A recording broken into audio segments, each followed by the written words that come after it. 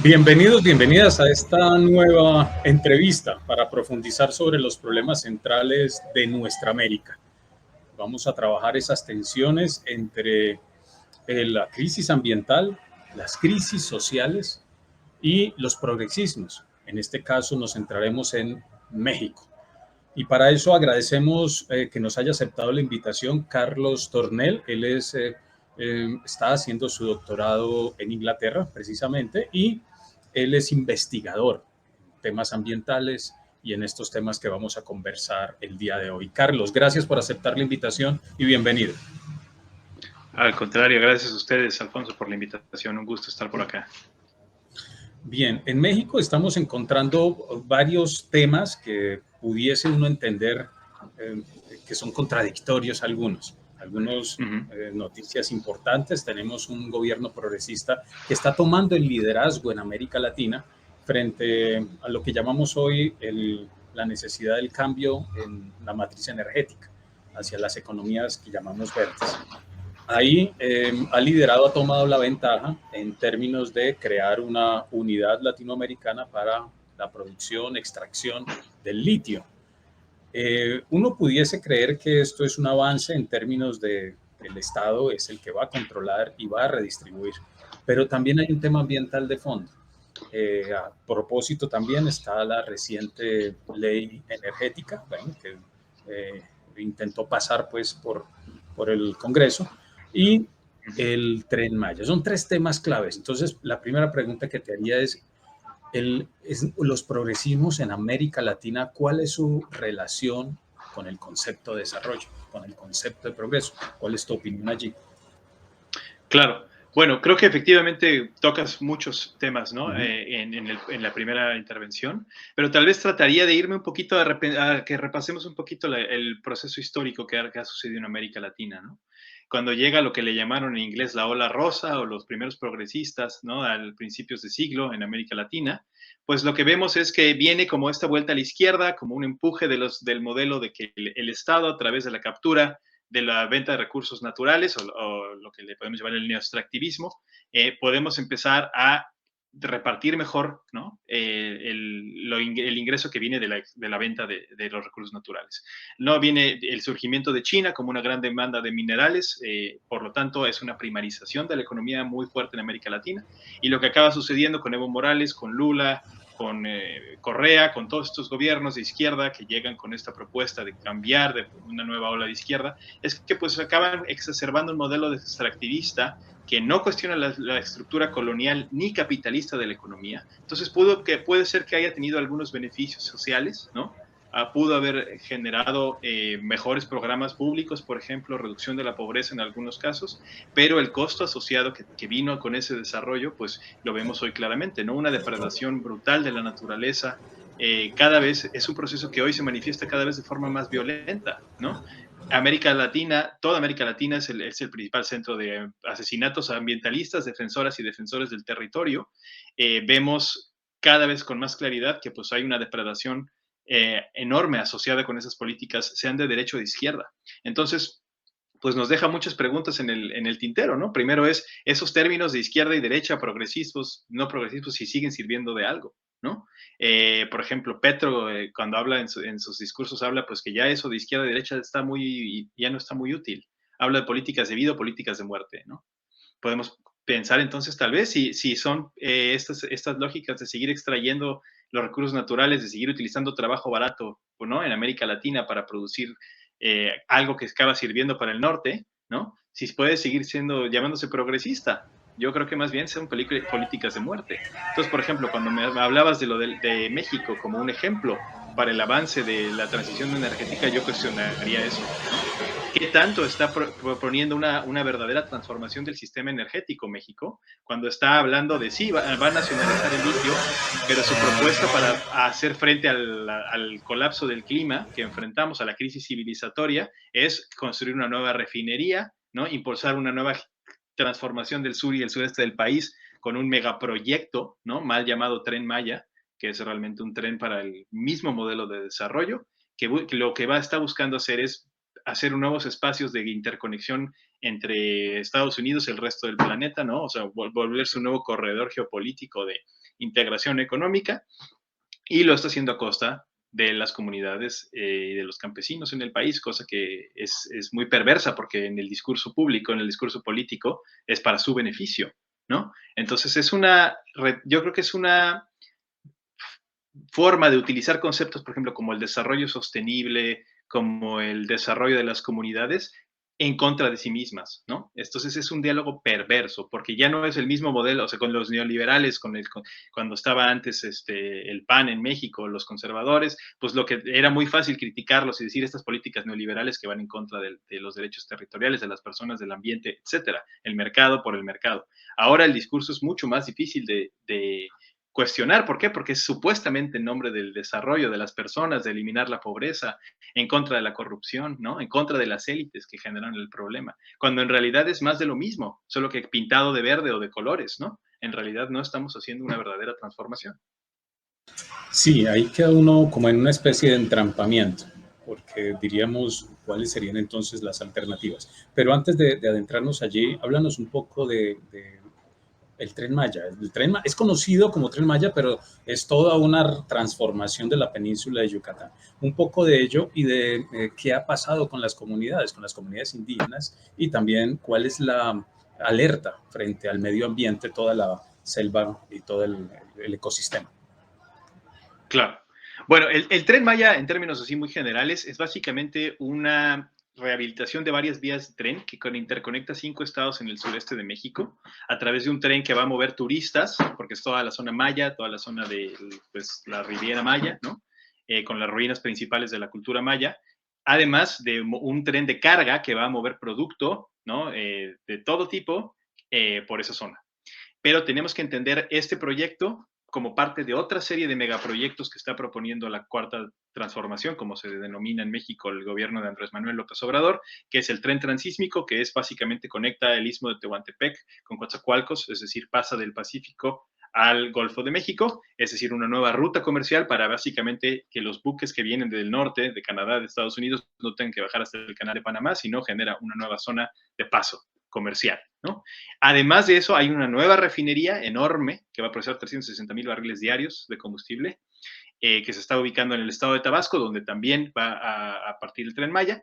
Y pues alrededor de toda esta reconfiguración del territorio con estos mega proyectos, básicamente lo que está proponiendo el gobierno de Andrés Manuel López Obrador es reintegrar la zona del sur, que siempre se ha considerado como una zona que está fuera del desarrollo, que no se ha desarrollado lo suficiente, ha sido olvidada por el progreso, ¿no? Este tipo de frases resuenan mucho, ¿no? Son los pobres, entonces hay que irles a ayudar a los pobres, porque cómo no se van a mover bien, cómo no van a tener desarrollo y progreso que disfrutamos en el resto del país, ¿no? En el norte de México, que está muy industrializado, y en el centro del país, que también pues, es donde está la Ciudad de México. Entonces, esto es un poco como tendríamos que entender este proceso, pero es muy truculento llamarle como algo innovativo, una innovación o como algo progresista. ¿Por qué? Porque en realidad es un refrito de lo que muchos otros gobiernos en México han propuesto para esa zona. Como les digo, idea de que es la zona que está lejos del desarrollo, fuera del progreso, no es nueva. Viene sucediendo en México desde las eras de la colonia, incluso cuando México se independizó, pero más recientemente, desde los 70s, 80s, ya había una propuesta para integrar el sur del país con un megaproyecto de desarrollo.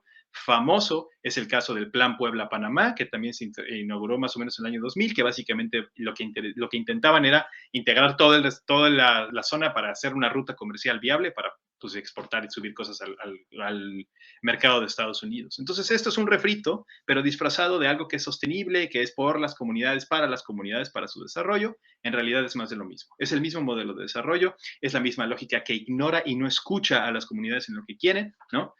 A mí me tocó estar allá, entrevistar a algunas de las personas que han estado involucradas en el proceso, y pues esta lógica es decir, bueno, de entrada, ¿cómo lo denominan ellos, no?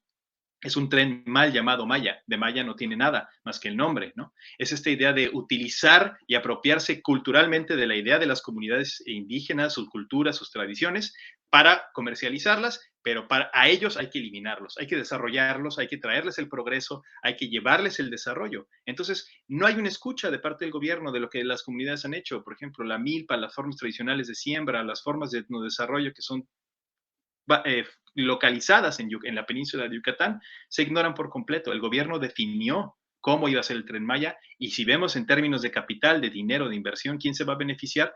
Pues son grandes empresas internacionales, nacionales, no son las comunidades, igual y son algunos trabajos, ¿no? Para construcción, que además es una captura de migrantes magnífica para Estados Unidos, pero bueno, son algunos trabajos temporales de construcción, en algunos servicios que van a acabar personas moviéndose de sus zonas tradicionales de vivienda para irse a vivir a los hoteles en Cancún y en toda la Riviera Maya. Es una especulación del territorio terrible, ¿no? Asociada al nuevo boom turístico que va a tener el lugar. No hay consideración de las consecuencias ambientales, por ejemplo, el suelo kárstico y la contaminación del agua en toda esa zona es muy frágil, el ecosistema, no hay ninguna consideración al respecto. Entonces, bueno, sé que estoy diciendo muchas cosas, pero es que es un mega, mega proyecto es tal el impacto que va a tener, es realmente terrible. El problema es que, pues, como se presenta, es normalmente como, es un tren para el desarrollo y la inversión, ¿no? El traer turistas a visitar la zona del sur de México, pues eso es una falacia, ¿no? Sí, es un despojo, entonces, en últimas. Y Correcto. utilizar el saber y las comunidades como una imagen para atraer turismos es bastante preocupante. Lo que tú dices como no es nuevo, sino que se implementa y avanza hacia zonas donde no se había logrado. Háblanos un poco de las resistencias. ¿Qué resistencias ha tenido este proyecto? Y un poco, ya lo habías dicho, pero si podemos de pronto puntualizar quiénes ganan. Eh, porque esto avanza en rieles, ¿no? O sea, no tiene ninguna, va avanzando, incluso hay unos problemas que han tenido de orden judicial que ya han sido superados y avanza como orden presidencial. Háblanos un poco de eso, de las resistencias y de los actores que ganan en este proceso. Claro. Mira, lo que primero que creo que habría que aclarar es que el Tren Maya es una forma de extractivismo, pero tal vez tenemos que desentrañarlo un poquito para entender a qué me refiero. Es un extractivismo material. ¿Por qué? Porque va a comercializar cosas, los va a mover de un lugar a otro. Sí, esta reconfiguración del territorio implica un nuevo boom de explotación en la península y de conectar entonces extractivismos en otros lados. Entonces es una forma importante de pensar el extractivismo, pero también, como decíamos, es un extractivismo epistemológico o cognitivo, es decir, de los saberes, de las tradiciones, de la cultura, para la apropiación y mercantilización de ese mismo modelo. Entonces, entender esas dimensiones del extractivismo es clave para entender por qué las comunidades están resistiendo, están quejándose, están en contra de este proceso. ¿Por qué? Lo primero que hay que entender es que su propuesta o su crítica es que no se les escuchó, ¿sí? Lo que el presidente ya hizo fue una consulta pública a nivel nacional, o sea, no fue a consultar a las comunidades como está establecido, por ejemplo, en el protocolo, en el convenio 169 de la Organización Internacional del Trabajo, ¿no? Ahí viene específicamente cómo se tiene que consultar a las comunidades, y esa fue una victoria de las comunidades indígenas alrededor del mundo para definir cómo era su propio proceso de desarrollo. El gobierno de México ignoró eso por completo, impuso el proyecto en la consulta nacional de Tren Maya, participó el 1% del electorado, o sea, eso no representó nada. Y básicamente el gobierno lo utilizó como una carta de presentación y dijo, aquí está la aprobación de todo el electorado, ahí va el Tren Maya, ahí va el desarrollo, ahí va el progreso, felicítense. Entonces las comunidades lo que han dicho es, pues están usando esto de forma muy siniestra, ¿no? Sale el presidente de México haciendo un ritual en donde supuestamente le pide permiso a la naturaleza para, pues, explotarla, violarla y eliminarla. Está cometiendo un terricidio en nombre de su propio desarrollo, ¿me explico? Entonces es ese tipo de cosas es lo que tenemos que entender. Y ya más específicamente, las comunidades han puesto cuestionamientos también técnicos, ambientales, ¿no? Que son bastante coherentes. Por ejemplo, ¿cómo va a suministrar? Porque lo que ellos hacen cuando hacen la manifestación de impacto ambiental, o sea, el gobierno, Fonatur, que es quien está a cargo de este proceso, ¿cómo ellos justifican los impactos ambientales que va a tener el tren? Pues bueno, básicamente dicen, vamos a deforestar unos cuantos árboles, los vamos a plantar en otro lado, pero los impactos asociados y acumulativos del proyecto nadie los está midiendo. Entonces las comunidades dicen aquí, ¿qué va a pasar con el agua? Vamos a tener escasez. ¿Cómo vamos a satisfacer todas las demandas del turismo, de los servicios que eso implica?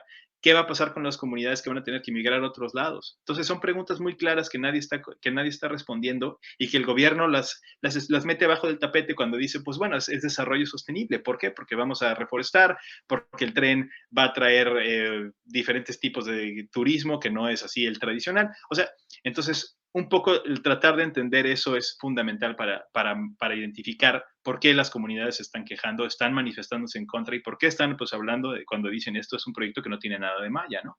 Em, Hay varios grupos que han hecho comunicados y que han puesto esto en papel y incluso en demandas, ¿no? Y pues, ¿quién se beneficia? Pues al final, el gobierno ha utilizado el ejército para imponer el desarrollo de los megaproyectos en esta administración, lo cual implica que va a haber un avance de la militarización en el país importantísimo que no podemos dejar de observar como pues, sociedad civil.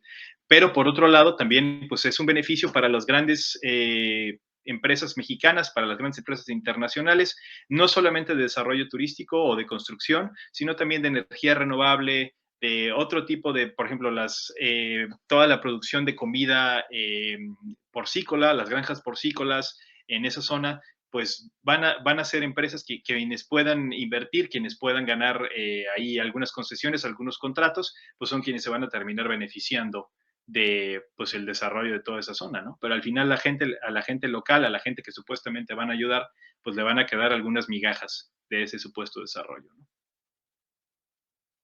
Sí, es complejo. ¿Cómo caracterizar el gobierno de Andrés Manuel López Obrador en términos de, bueno, se respira hacia, Latinoamérica respira de una derecha hacia un progresismo? Y esa es como la pregunta que nos hacemos.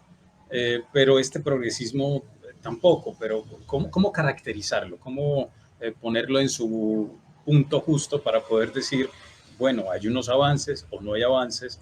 ¿Cuáles serían también los retos a superar? Además, que las organizaciones sociales son las que deben presionar cambios, así sea que tengan gobiernos amigos. Eso no se puede olvidar. ¿Cómo lo caracterizarías? Bueno, es una pregunta un poco compleja, pero bueno, voy a tratar de contestar lo mejor que pueda. Creo que hay algunas cuestiones que podríamos decir que son benéficas, ¿no? Por ejemplo, nacionalizar el litio, pues bueno, es benéfico. Eso a dejarlo abierto al mercado, pues es posiblemente una mejor alternativa. El problema es que el modelo de desarrollo asociado a la transición energética, por ejemplo, que está proponiendo el gobierno de Andrés Manuel López Obrador, pues no necesariamente está beneficiando al desarrollo, por ejemplo, de generación distribuida, de colectivos de generación de energía, no está proponiendo una transformación del modelo de consumo de energía. Entonces, está hablando de nacionalizar el litio, ¿para qué? Para venderlo, desarrollar a la gran demanda de combustible, o sea, verde en este sentido, el litio, que va a beneficiar a los países del norte. O sea, quienes se van a descarbonizar primero, pues es Noruega, Suecia, Finlandia, posiblemente Estados Unidos y Canadá, algunos países en Europa. Entonces, para que realmente tengamos una transición como la están imaginando en México, porque en México es la gran discusión que, ay, nacionalizamos el litio, entonces vamos a ser potencia mundial y sale la secretaria de Energía diciendo que va a ser como la nacionalización del petróleo en el 38. Pues el litio es muy distinto al combustible fósil, no es lo mismo. Entonces no podemos decir como, bueno, tenemos grandes reservas de litio, con eso vamos a subsidiar todo el desarrollo de la economía. No funciona igual. El petróleo es energía acumulada por millones de años. Esto es una forma de acumular energía, ni siquiera es lo mismo. Entonces no es el mismo tipo de combustible, no es la misma lógica.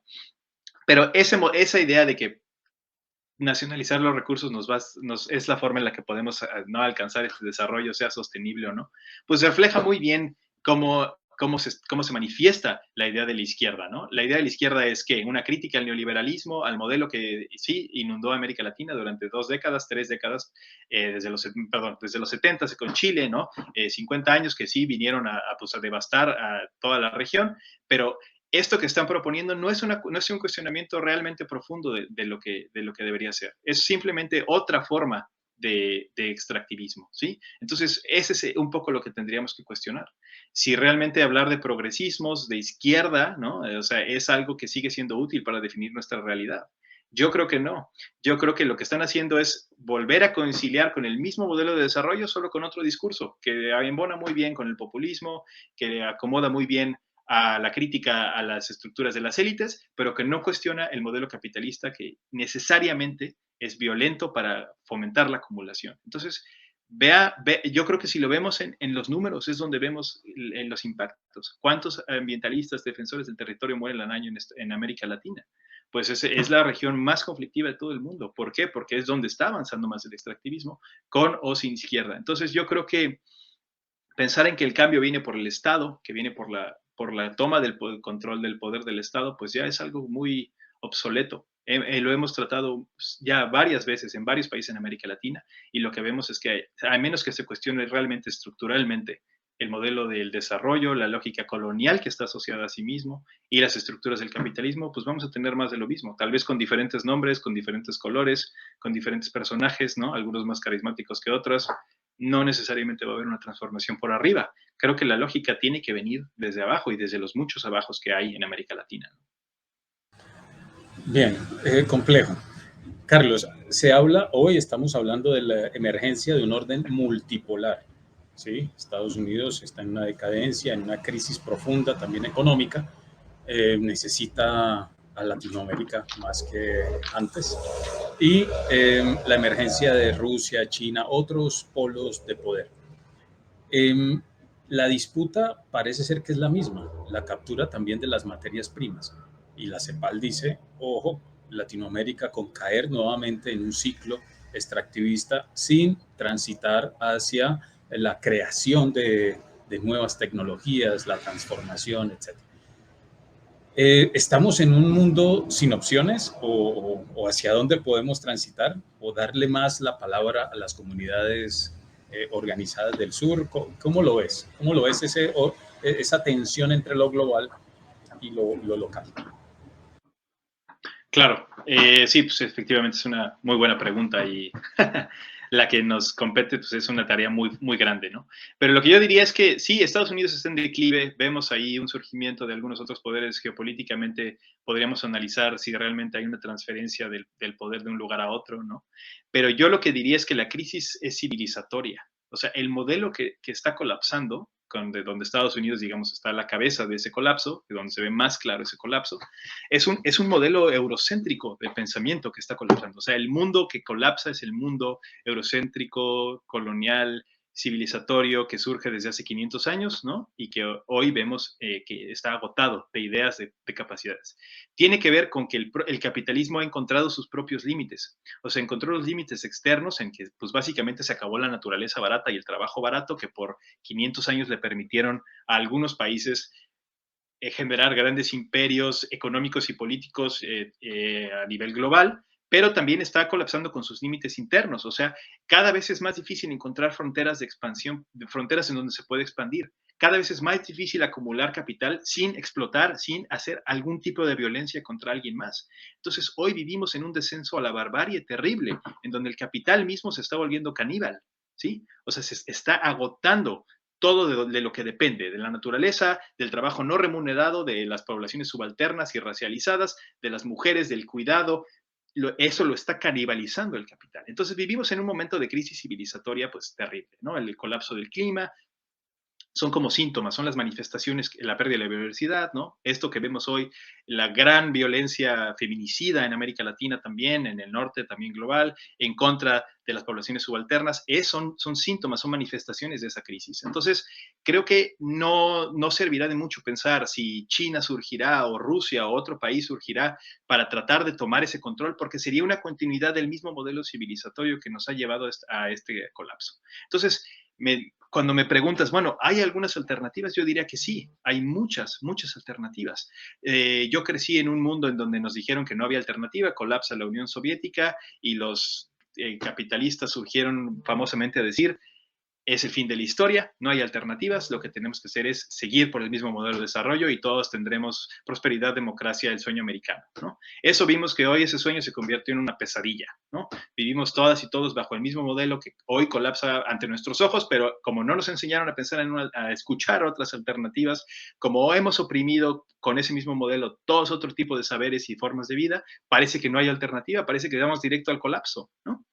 ¿Qué pasa si empezamos a escuchar en otros abajos? En América Latina hay muchos abajos, están obviamente los más famosos son los zapatistas, ¿no? O las zapatistas, pero también tenemos un montón de alternativas, ¿no? De movimientos sociales, colectivos, indígenas, rurales, urbanos, ¿no? Que vienen desde abajo pensando en otras formas de existir, de convivir, en los comunes, en la convivencialidad, ¿no? En México, por ejemplo, le dicen la comunalidad, en Bolivia le dicen el buen vivir o el vivir bien, son algunas formas de pensamiento que cuestiona radicalmente la lógica del desarrollo, del capitalismo, de la colonialidad y que propone desde otra alternativa, otra visión, otro diálogo, ¿no? ¿Cómo podríamos convivir y tener una sociedad que sea afluente, pero sin necesidad de crecer económicamente, cómo podríamos convivir mejor con la naturaleza o entender a la naturaleza como incluso como una entidad que es similar a la humana, ¿no? O sea, como ontológicamente en el mismo nivel. Entonces, hay varias propuestas, hay varias lógicas, son muchísimas. Eso es lo que algunos teóricos le llaman el pluriverso, ¿no?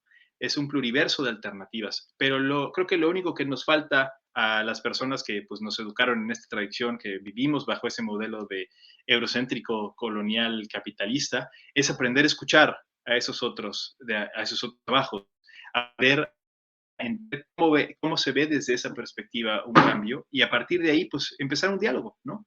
Empezar una propuesta alternativa que nos permita, pues sí, navegar ese colapso, pero pues encontrar la esperanza al final, ¿no? De ese mismo, pues ese túnel, ¿no?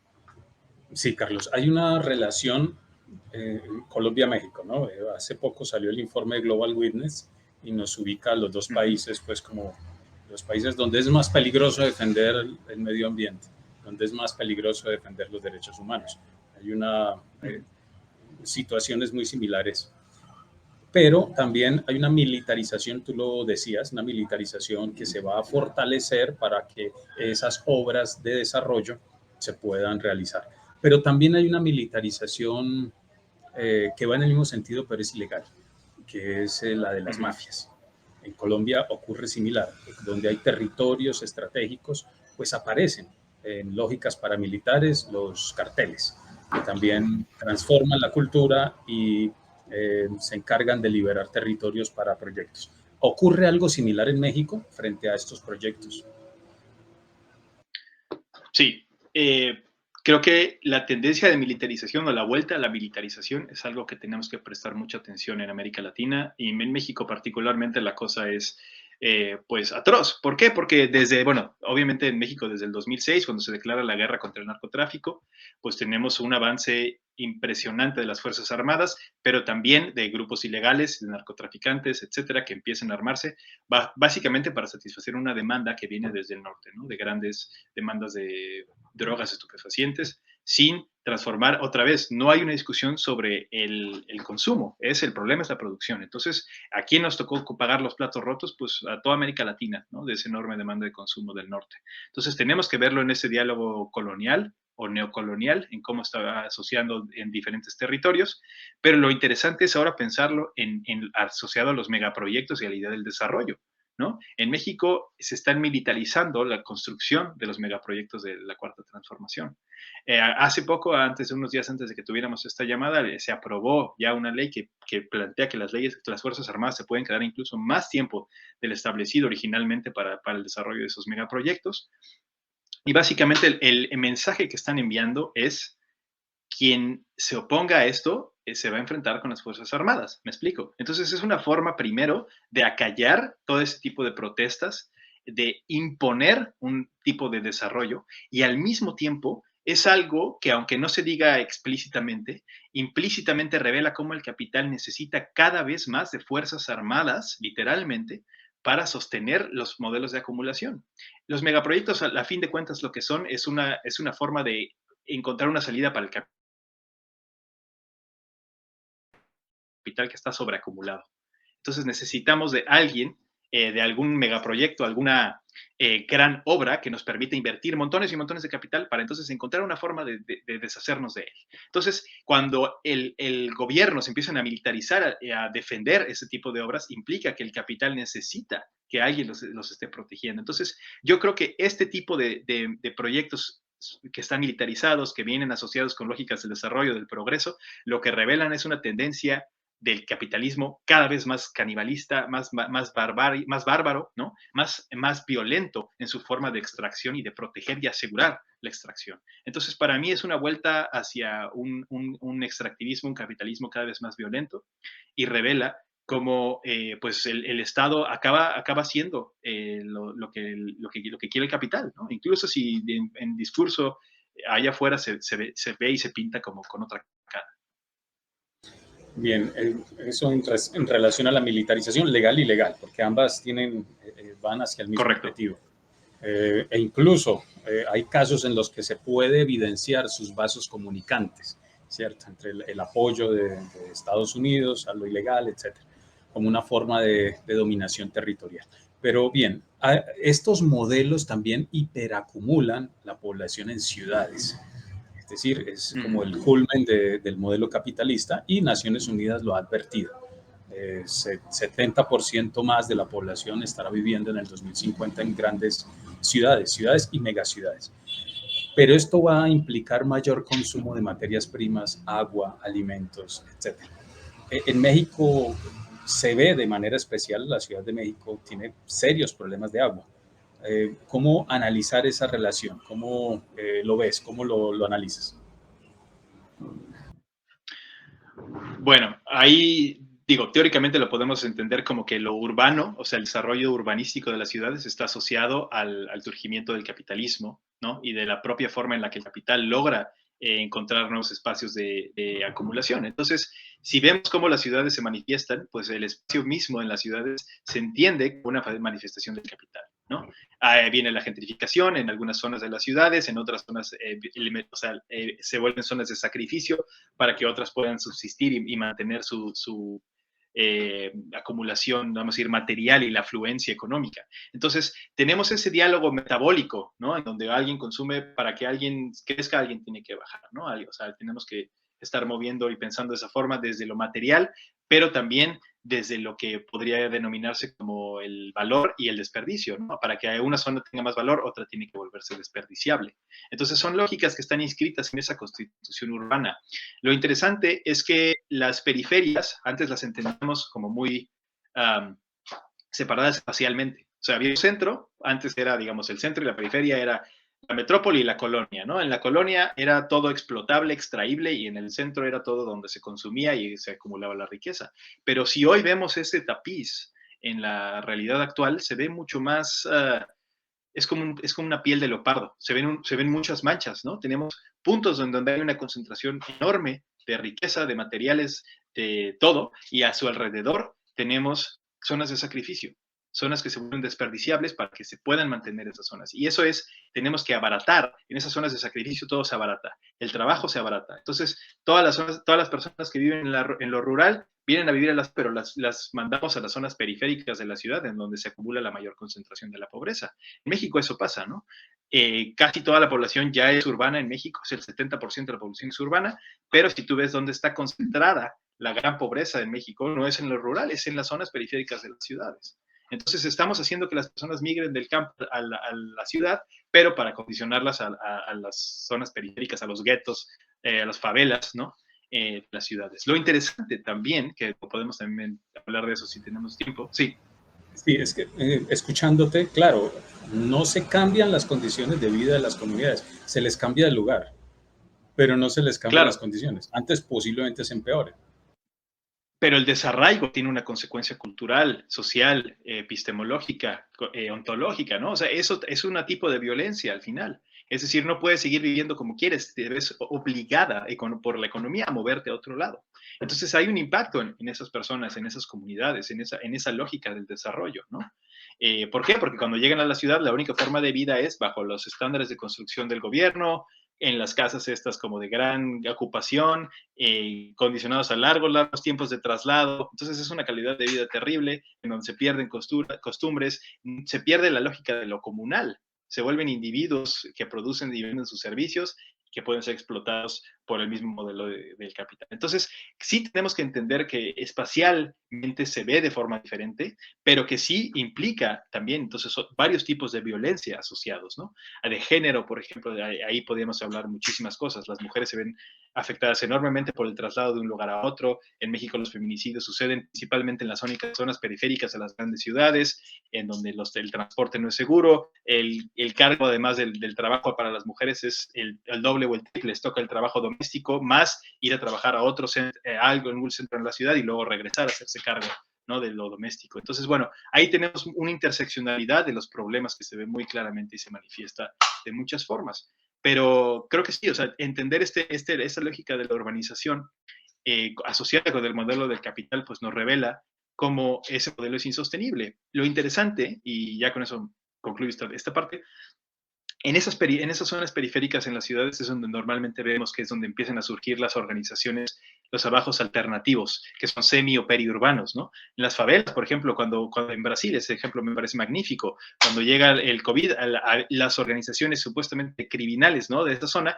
estaban mejor organizadas que el gobierno para distribuir vacunas, para distribuir alimentos, para coordinar y organizarse para que todas las personas tuvieran que comer, tomar agua, ¿no? En México es similar, las colectivas y las comunidades a veces ya funcionan mejor que lo que supuestamente tiene que hacer el Estado, ¿no? Entonces empiezan a coordinarse, a organizarse. En el Alto, en Bolivia, hay un ejemplo magnífico de organizar centros comunitarios de producción de comida, de cómo conectarse entre productores y consumidores en lo urbano y lo periurbano, eliminando el intermediario, ¿no? Entonces son algunos ejemplos que nos dan a entender cómo esos abajos, si empiezan a dialogar, empiezan a ponerse de acuerdo, pues ya se vuelve innecesario tener que seguir pensando que nos viene que venir el gobierno a imponer cómo tiene que ser el modelo, ¿no? Entonces ahí también es interesante no verlo como zonas así de oscuridad y gris, al contrario, hay que ir a esas zonas también a escuchar esas alternativas, porque ahí es donde están surgiendo.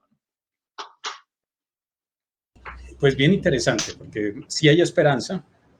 Tal vez lo estábamos centrando en gobiernos progresistas. Interesante que llegue una ola progresista, pensando en redistribución, pensando en nacionalización, pero el colapso civilizatorio está pidiendo algo más.